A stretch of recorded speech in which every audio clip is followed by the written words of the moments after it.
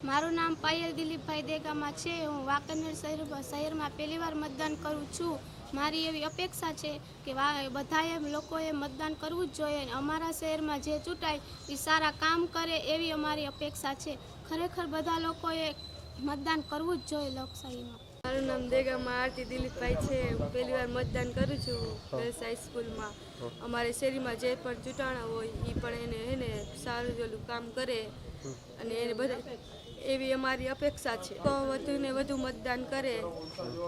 હાલ વાંકાનેર અને હળવદ ખાતે સ્થાનિક સ્વરાજ્યની ચૂંટણી ચાલી રહી છે, જેમાં હળવદ વાંકાનેર નગરપાલિકા છે અને ચંદ્રપુર તાલુકા પંચાયતની ચૂંટણી ચાલી રહી છે।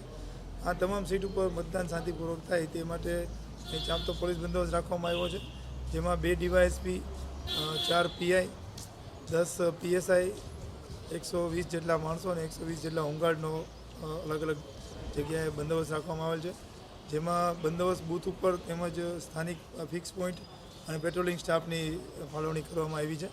મતદાન શાંતિપૂર્વક થાય તે માટે સતત પ્રયત્નશીલ પોલીસ સર્વેને અપીલ કરે છે કે વધુમાં વધુ મતદાન થાય તે ઈચ્છનીય છે।